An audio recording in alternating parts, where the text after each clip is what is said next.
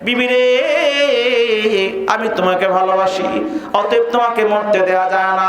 মাকড়সার কারণে তোমার কেমন করে মৃত্যু হবে, অতএব আমি তোমার জন্য এমন একটা ঘর বানাবো, এমন একটা দুর্গ বানাবো যে দুর্গের ভিতরে মাকড়সাকে পোকামাকড় পর্যন্ত প্রবেশ করতে না পারে। এই চিন্তা করে একটা সুরক্ষিত দুর্গ বানায়, এর মধ্যে একটা বদ্ধ কামরা বানায়, এমন বদ্ধ কামরা বানায় বাহির থেকে বাতাস ধুলাবালি পোকামাকড় কিছুই যেন সেই ঘরের ভেতরে প্রবেশ করতে না পারে।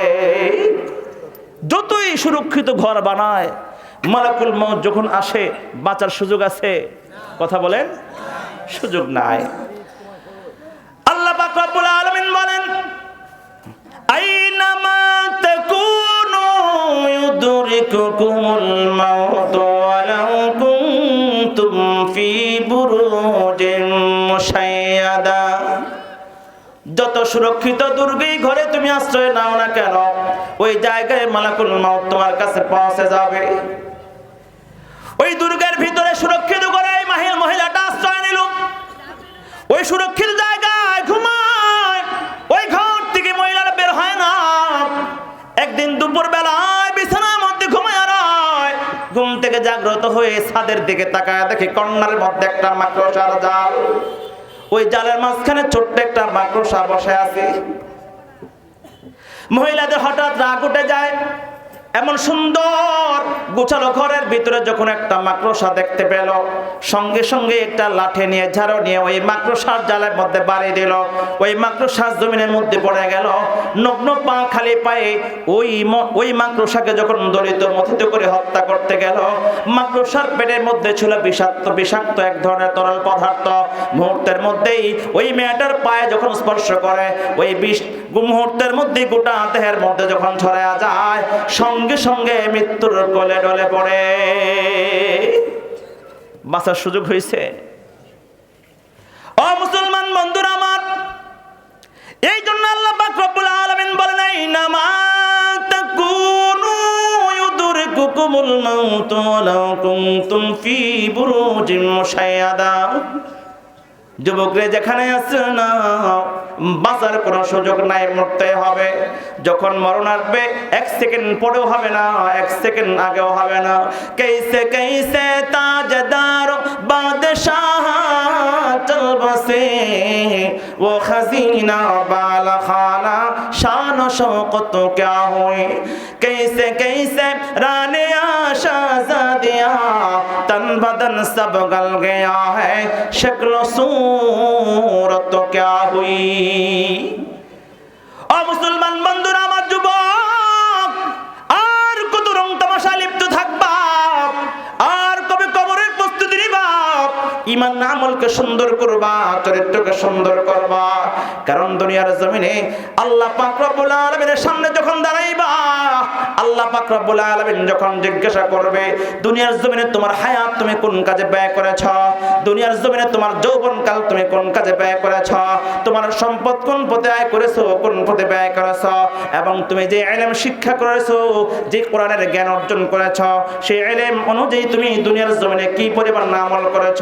মহান রব্বুল আলামিন যখন প্রশ্ন করবে, এই চার প্রশ্নের জবাব দেওয়ার আগ পর্যন্ত চুল পরিমাণ একজন মানুষ দুনিয়ার জমিন থেকে নড়াচড়া করতে, হাসরের ময়দানে নড়াচড়া করতে পারবে না, চুল পরিমাণ নড়াচড়া করতে পারবে না।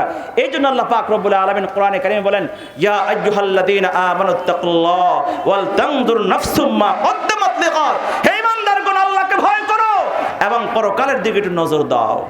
দুনিয়ার দিকে বহু নজর দিয়েছো, দুনিয়ার ব্যাংক ব্যালেন্স সম্পদ বহু কামাই করেছো, এবার পরকালের দিকে একটু নজর দাও। পরকাল নিয়ে আমাদের কোনো চিন্তা নাই, শুধু দুনিয়ার দুনিয়া, কিভাবে সম্পদ বৃদ্ধি করতে পারি, বাড়ি গাড়ির মালিক হতে পারি, শুধু সেই চিন্তাই। ঈমান আমলকে সুন্দর করা কোনো পরিশ্রম আমাদের জীবনে নাই। আমাদের মুহাব্বত দুনিয়ার সঙ্গে, আমাদের মুহাব্বত সম্পদের সঙ্গে, অথচ আল্লাহ রাসূল সাল্লাল্লাহু আলাইহি সাল্লাম বলেন, আল্লাহর সঙ্গে নবীর সঙ্গে মুহাব্বত পরিপূর্ণ না হলে তোমার ঈমান পূর্ণ হবে না। নাউযুবিল্লাহ জোরে বলেন। ক্বালান নবী সাল্লাল্লাহু আলাইহি ওয়াসাল্লাম, তালাতুন মান কুন্না ফীহি ওয়াজাদা হালাওয়াতাল ঈমান। আল্লাহ নবী সাল্লাল্লাহু আলাইহি ওয়াসাল্লাম বলেন, তিনটা গুণ যতক্ষণ অর্জন করবে ঈমানের স্বাদ এবং মজা পাবে না। এক নাম্বার, আইয়াকুন আল্লাহু ওয়া রাসূলুহু আহাব্বু ইলাইহি মিম্মা সিওয়াহুমা, পৃথিবীর সব কিছুর চাইতে আল্লাহ এবং আল্লাহ নবী তোমার কাছে বেশি প্রিয় হবে। কে জোরে বলেন? পৃথিবীর সব কিছুর চাইতে বেশি ভালোবাসতে হবে কাকে? নিজের বান্ধবী, girlfriend, boyfriend, only friend, just friend, কত প্রকারের ফ্রেন্ড যে বর্তমানে পৃথিবীতে যুবকরা বানায়, সবগুলো অপকরণের জন্য। কথা বল ঠিক কিনা?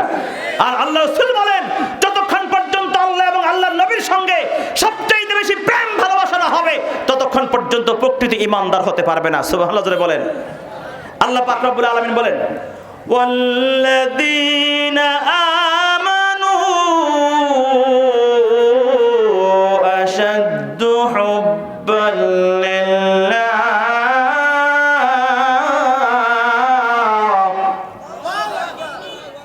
আল্লাহ পাকের সঙ্গে একজন ঈমানদার হবে সবচেয়ে কঠিন প্রেম। যত বেশি আল্লাহর সঙ্গে মুহাব্বত হবে, নবীর সঙ্গে মুহাব্বত হবে, তত বেশি ঈমান মজবুত হবে, ঈমান পূর্ণতা পাবে। শুধু মুসলমানের নাম নিয়ে দুনিয়া জীবনযাপন করলে হবে না। এখন তো আমার নামের শুরুতে মুহাম্মদ আর নামের শুরুতে ইসলাম আছে, নামের ভিতরে মুমিন শব্দ আছে, বাস আমি ঈমানদার। নামের মুসলমানে ভরা পৃথিবীটা। কথা কোন ঠিক কি ঠিক না? আমরা কি নামের মুসলমান হবে না কাজের মুসলমান? তুমি নামে মুসলমান নাকি কামে মুসলমান? নামের না কাজের? নাম রেখেছে আব্দুর রহিম, কলমা জানে না, এই সমাজে এমন লোকের সংখ্যায় অগণনা। ঠিক কিনা? নাম রেখেছে আব্দুর রহিম, কলমা জানে না, এই সমাজে এমন লোকের সংখ্যায় অগণনা। এমন সমাজ বদলাতে কে, এমন সমাজ বদলাতে কে রাখবে অবদান? তুমি নামে মুসলমান নাকি কামে মুসলমান? নামের না কাজের? কোরআন শরীফের তেলাওয়াত মোটেও জানে না, ইংরেজিটা না পারিলে শরমে বাঁচে না। কথা কন আছে না? কোরআন শরীফের তেলাওয়াত করতে জানে না, অথচ ইংরেজি না পারলে শরম লাগে, কোরআন পড়তে পারে না, শরম নাই। মুসলমানের সন্তান হয়ে আমরা কোরআন পড়তে জানি না, কোরআনের সঙ্গে সম্পর্ক নাই, কোরআন বুঝি না, কোরআন অনুযায়ী জীবন করি না, রাষ্ট্র কায়েম করি না, অথচ আমরা নিজেকে মুসলমান দাবি করি। সারা জনম মুম জ্বালাইয়া মাজারে মাজারে, ভাবছি বাবায় সঙ্গে নিব কঠিন হাসরে। আসেনি এমন মানুষ? সারা জনম মুম জ্বালাইয়া মাজারে মাজারে, ভাবছি বাবায় সঙ্গে নিব কঠিন হাসরে। বাবাই নিজে পাইব না ঠাই, বাবাই নিজে পাইব না ঠাই, কেমনে দিব টান? তুমি নামে মুসলমান নাকি কামে মুসলমান? নামের হবেন না কাজের? নামের মুসলমান থেকে কাজের মুসলমান হওয়ার জন্য এক নাম্বার যে কাজ করতে হয়, পৃথিবীর সব কিছুর চাইতে ভালোবাসতে হবে আল্লাহ এবং আল্লাহ রাসূলকে। আল্লাহ রাসূল সাল্লাল্লাহু আলাইহি ওয়াসাল্লাম বলেন, আইয়ুহিব্বাল মারআ লা ইউহিব্বুহু ইল্লাল্লাহ। একজন মানুষ অপর মুসলমানকে, মানুষকে ভালোবাসবে একমাত্র আল্লাহর জন্য। এক নাম্বার পৃথিবীর সব কিছুর চাইতে বেশি ভালোবাসতে হয় আল্লাহ এবং আল্লাহ রাসূলকে। যেমন করে সাহাবায়ে কেরাম ভালোবাসতেন, নিজেরা যা